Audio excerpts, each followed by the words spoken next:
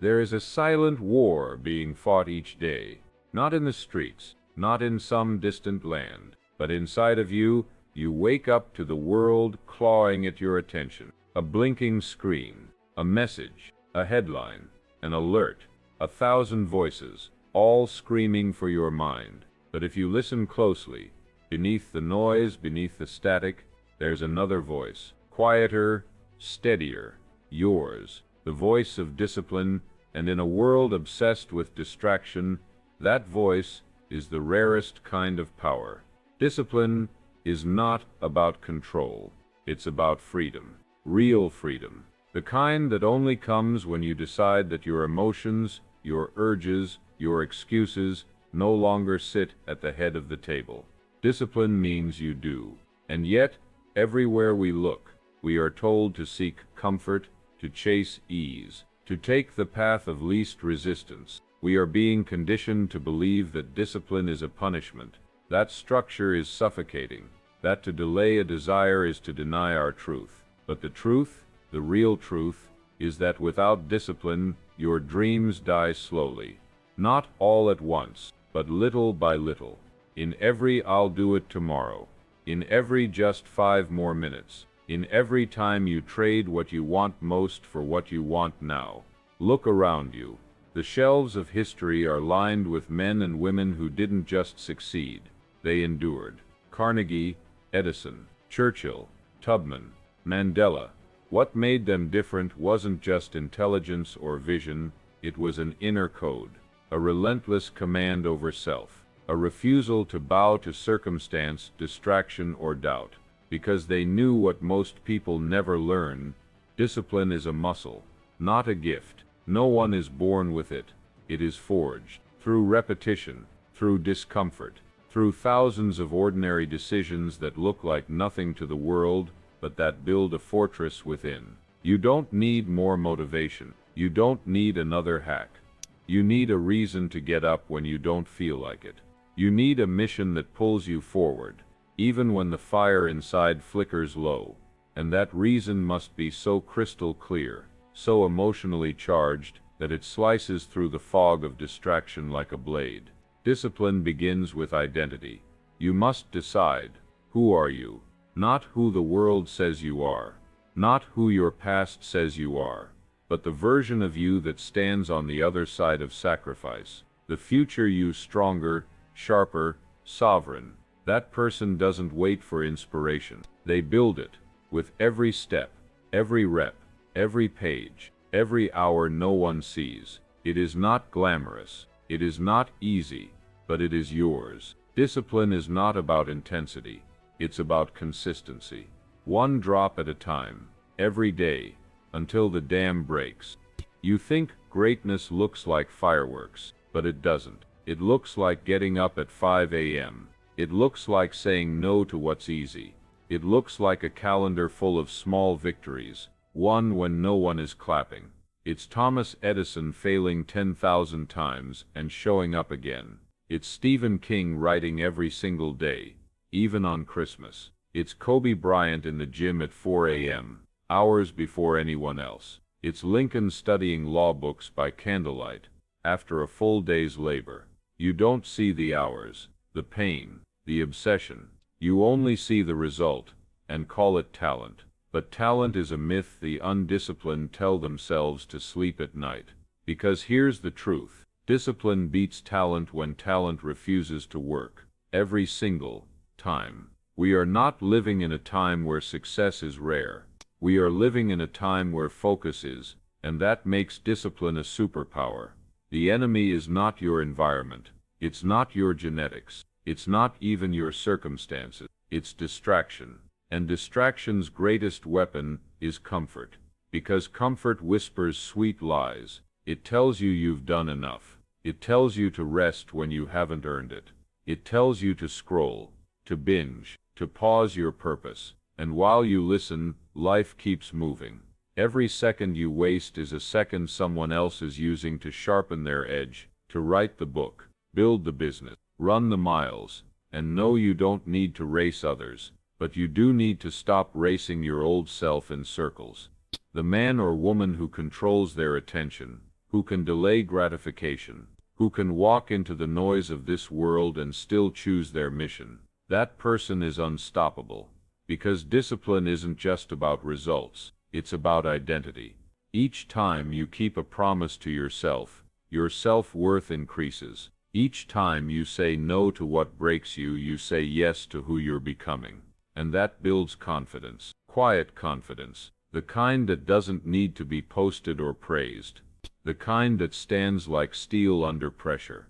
But here's the part no one tells you. Discipline hurts at first, not because it's wrong, but because it's unfamiliar. You've spent years wiring your brain for dopamine, for ease, for the short win. Now you're choosing to rewire it, to seek discomfort, to fall in love with the work, not the reward. That takes time, that takes grit, that takes vision, and that vision must be clear, because without clarity, discipline dies. You need to know what you're working toward, not just the outcome but the feeling. How will it feel to become who you were meant to be? Picture that person, feel them, hear their voice. Now realize this: they are not some distant version of you. They are the result of your habits, stacked one on top of the other. And every choice you make is a vote, for that version of you, or against it. So vote wisely, vote daily, vote with intention, not just when it's convenient, but when it's inconvenient. Because that's where real discipline is born. Not when the sun is shining and the path is smooth, but when it's cold, when it's hard, when every part of you says, give up, and you whisper back, not today. That whisper, that's the start of your revolution.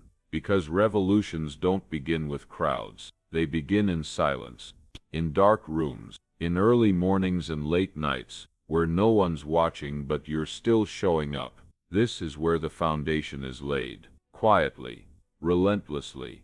And every moment you stay the course, you're etching a new story into your bones, one where you are not ruled by emotion, one where comfort doesn't own you, one where your word to yourself is law. Discipline is not a punishment, it's a declaration, a vow to rise while others sleep, to move forward while others wait for a sign, to build when no one believes in your vision but you. Because here's what they won't tell you about building anything meaningful. There will be days where motivation disappears, where the fire feels gone, where no one claps, no one notices, and you question if it's worth it. And that is exactly where most people stop. Not because they didn't have what it takes, but because they expected the path to feel good all the time. But the truth? The path will challenge you. It will ask for more than you thought you had. It will strip away your comforts and reveal what's real underneath. That's not a flaw. That's the forge. You are being shaped in that fire, tempered by resistance, because anything that comes too easy never stays. But what you earn, what you bleed for, builds roots, deep roots, unshakable roots. And that's what discipline is, roots. It's waking up before the sun and doing what you said you would. It's holding the line when your friends take shortcuts. It's working the plan when the results are invisible. It's facing failure and choosing not to flinch, because you know something deeper than pleasure. You know purpose. Discipline is what allows you to say, I don't care how I feel today. I care about who I'm becoming. That's what separates the average from the exceptional, the amateur from the master, the talker from the builder. It's not about perfection, it's about precision. It's about showing up even when it's not convenient, especially when it's not. Because every time you do, you send a message to your mind, I am not fragile. I am not swayed by emotion. I am not owned by comfort. I am becoming dangerous, unstoppable, unbreakable. And the world has always feared a disciplined mind, because you can't manipulate a person who knows their purpose. You can't distract someone who's mastered their focus. You can't defeat someone who refuses to quit. Look back at history, at every revolution, every innovation, every towering achievement. You'll find someone who made discipline their religion. Walt Disney was rejected over 300 times. Oprah was fired from her first television job. Michael Jordan was cut from his high school basketball team. Steve Jobs was ousted from his own company. And they all had the same choice you do now: fold or forge forward. They chose discipline. They chose the long road. They chose to build when it was hard, to trust the invisible, and become the improbable. Because discipline is a form of faith, faith in the unseen, faith in the process, faith that your actions today echo far beyond what the eye can see. You don't need to move mountains in a day. You need to move one stone every day. That's how mountains are moved. The difference between you and the life you crave is not some secret formula. It's not access. It's not intelligence. It's discipline. You already know what to do. The question is, will you do it?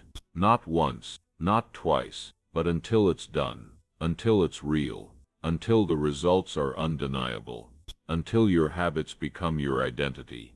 This is why you must fall in love with the mundane, because the extraordinary is hidden inside the ordinary. Repeat it until it becomes sacred. There's a reason Navy SEALs train in freezing water.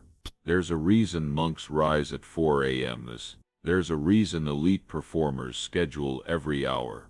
They're not obsessed with pain. They're obsessed with mastery. And mastery demands sacrifice. You must sacrifice the part of you that craves distraction, that worships pleasure, that fears discomfort, because that part of you is the enemy. And every time you surrender to it, you bury the version of you that could have been. But every time you choose discipline, you resurrect that version. You breathe life into the legend you were meant to become. And no, the world won't applaud you at first. They'll call you obsessed. They'll call you rigid. They'll call you crazy. But in time they'll call you great. And greatness doesn't come to those who dabble. It comes to those who devote. Devotion. That's the highest form of discipline. When your actions are no longer tied to moods, trends, or opinions, but to a vow you've made with yourself, that you will show up, you will do the work, you will stay the course, no matter what, because the cost of your old habits is your future, and nothing you avoid today will be easier tomorrow. So stop running from the work, stop waiting for permission, stop hoping someone else will come and save you. You are the answer. You are the rescue. You are the warrior you've been waiting for. And yes, it's hard. It's brutal. It will stretch you, break you, mold you.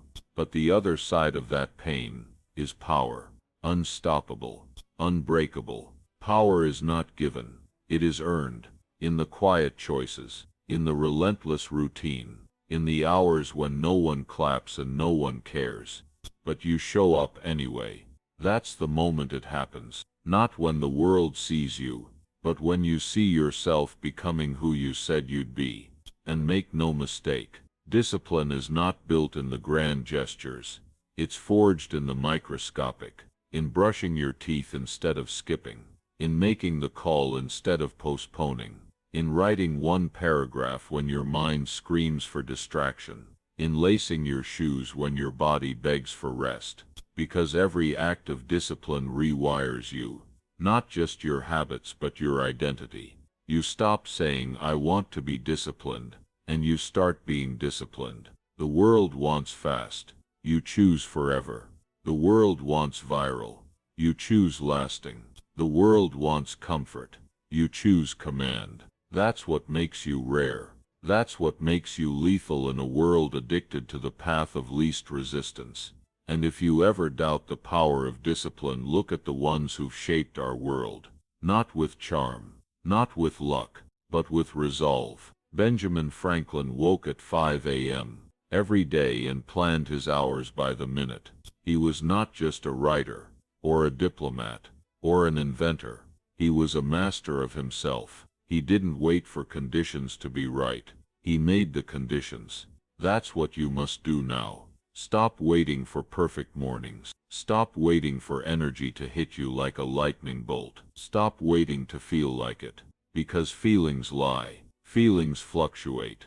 But your values must anchor you. What do you stand for? What do you refuse to negotiate with? What do you protect at all costs? Those answers are your compass. And when the world pulls at you, scroll this, eat that, skip today, you remind yourself, I don't do what feels easy. I do what makes me unstoppable. Because here's the paradox. The more discipline you have, the more freedom you experience. Freedom from regret, freedom from weakness, freedom from the chaos of drifting through life. You begin to rise above the noise, above the doubt, above the need for external validation. You begin to move with purpose, with weight, with a gravity that commands respect, not through arrogance but through consistency. And people will notice. They'll ask you how you did it. They'll say you're so lucky. But luck had nothing to do with it. It was the early mornings, the focused hours, the discipline to say no to what doesn't serve the mission. It was the day you stopped negotiating with your goals and started obeying them, because that's the level it takes. You don't dabble in greatness. You don't flirt with excellence. You marry it. You commit. You covered your standards in stone. And from that moment everything changes. Discipline is not about being rigid. It's about being ruthless with what matters. It's saying I will protect this time, this goal, this dream like a warrior guards a gate. Because I know what happens if I let it slip. Slipping becomes sliding. Sliding becomes quitting. And quitting becomes regret. But you are not made for regret. You are not made for mediocrity. You are not made to wonder what could have been. You are made to see it through, to become the kind of person who doesn't stop until the mountain moves, or you move through it. That's the legacy of discipline. Not just achievement, but alignment. Alignment between what you say and what you do, between what you dream and what you deliver, between who you are and who you were born to be. And when you live like that, when your actions match your ambition, you no longer chase success. You attract it, because the world may reward talent, but it worships integrity. And discipline is integrity in action. It is the promise fulfilled, the quiet oath upheld, the fire that doesn't flicker when the storm hits. It grows brighter. That fire is in you now, even if it's just a spark. Even if life has buried it in layers of failure, doubt, or delay, it's still there, waiting for you to choose it, to fan the flame, to fight for it.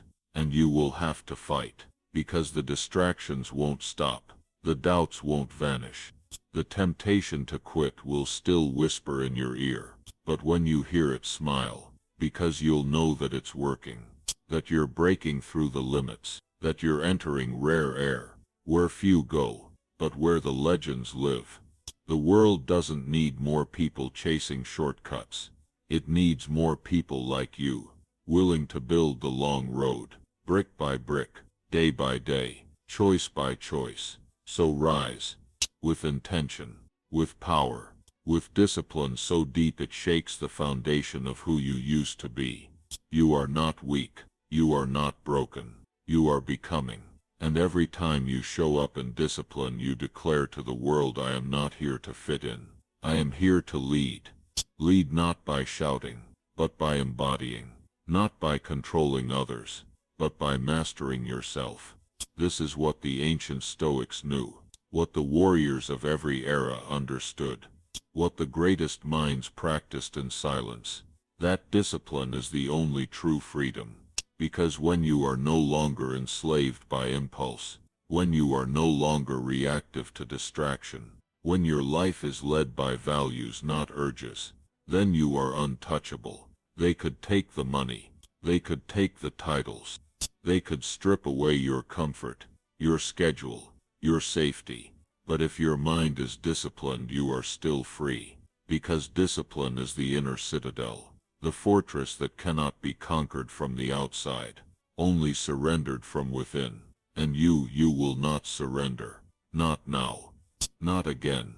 Because you've already tried the easy road. You've tasted the comfort. And you've seen what it costs. It costs self-respect. It costs your own damn soul. So today you draw a line. Not with words, but with action. Today is not another maybe. Today is not another almost. Today is not another false start in a life of broken promises. Today is the day you remember who you really are. A force, a builder, a warrior in a world of wanderers. You will wake up and win the morning. You will command your hours like they are sacred, because they are. You will honor your commitments when no one is watching, because you are always watching. And what you see in the mirror must be someone you trust. There is no hack for this. There is no shortcut. There is only the way. And the way is hard, but you are harder. Understand this. Discipline is not a personality trait. It is a choice. And that choice is available to you right now in this moment. Not tomorrow. Not after another distraction. No. And you don't need to start big. You need to start honestly. Set one standard. Keep it. Then raise it. Then raise it again. Stack enough days like that and you become undeniable. You become that rare breed the world whispers about.